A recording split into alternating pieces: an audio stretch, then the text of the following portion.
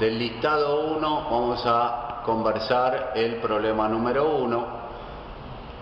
El punto 1 pide un listado por artículo y el importe de la producción.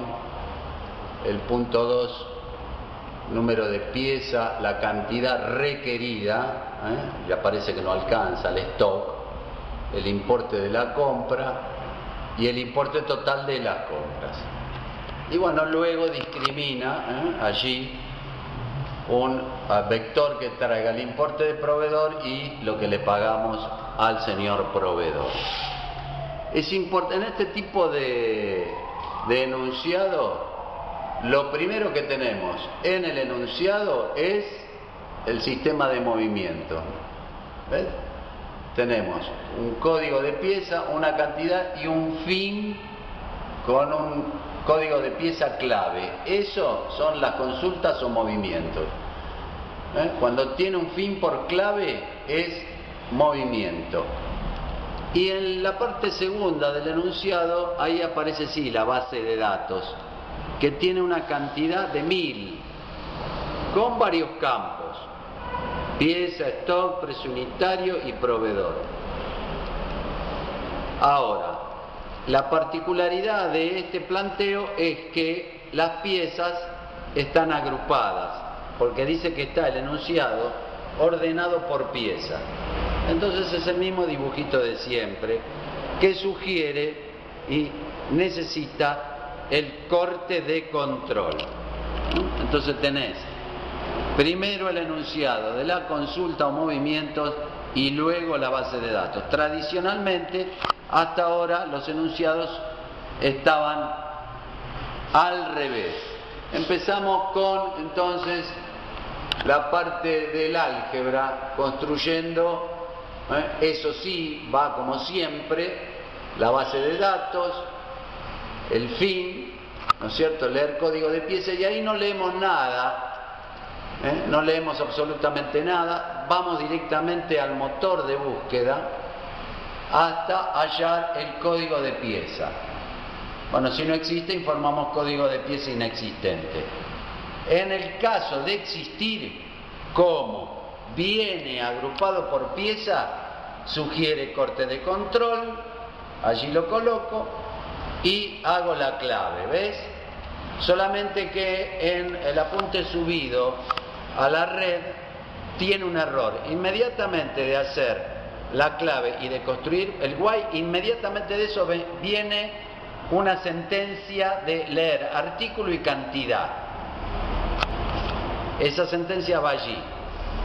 Verificamos stock, actualizamos stock, calculamos el importe subindicado por el artículo que surge del producto precio unitario por cantidad, y facturamos al proveedor que surge de utilizar un subíndice auxiliar, como la vez pasada. El subíndice, sentencia que tenés que agregar, pues yo me la olvidé, surge del proveedor subí.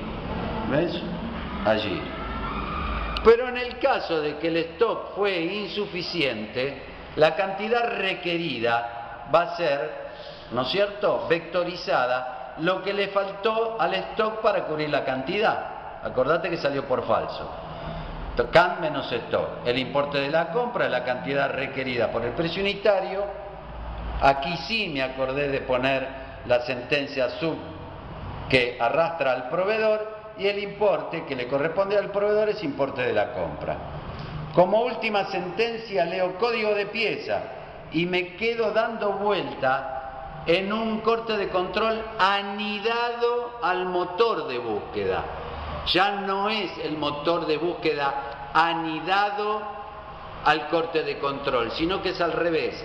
El corte de control anidado al motor de búsqueda.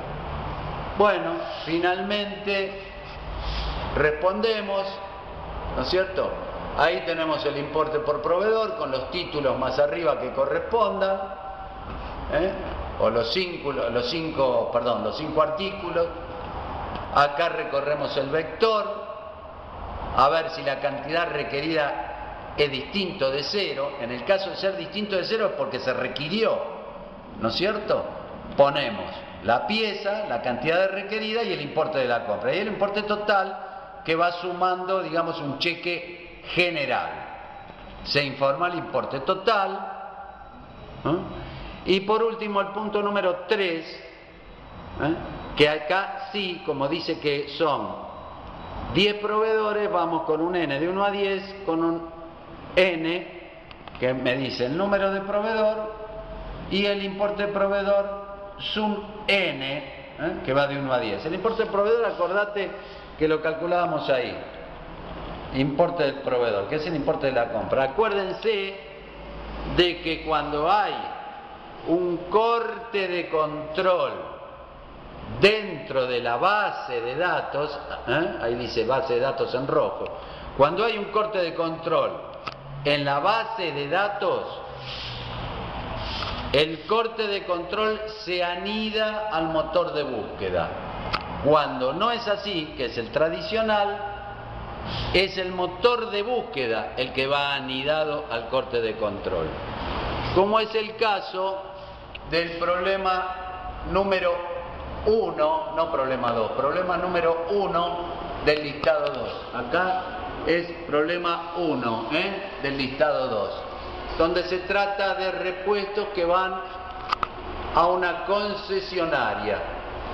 Los movimientos es por concesionaria y ves que los movimientos vienen por fin de clave. Acá sí tenemos una base de datos de 5.000. Ahí sí tenemos una base de 5.000. Este es un planteo más lineal, porque pide la concesionaria y el importe que demanda la concesionaria. ¿Cuántos concesionarias hicieron pedidos? Y un listado con número de repuesto, pero esta vez la cantidad faltante y el dinero que hubo que girarle al proveedor. Y un importe total, ¿no?, que es de la suma total.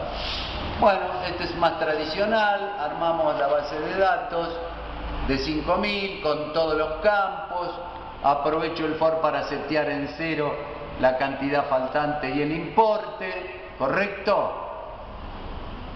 Leo la concesionaria, si es distinto de la clave de fin la cuento, eso me soluciona el punto 2. Armo la clave del corte de control por concesionaria y no me muevo de ahí. ¿Ves? Acá sí el motor de búsqueda está anidado al corte de control. Siempre después de la clave viene a leer el resto de los movimientos. Tengo el motor de búsqueda, controlo el stock, si me alcanza todo bien, un importe que gasta la concesionaria, y si me falta, porque salió por falso, calculo el importe que tengo que gastar para comprarle al proveedor en general. Leo la concesionaria, voy arriba del corte de control y anido el motor de búsqueda.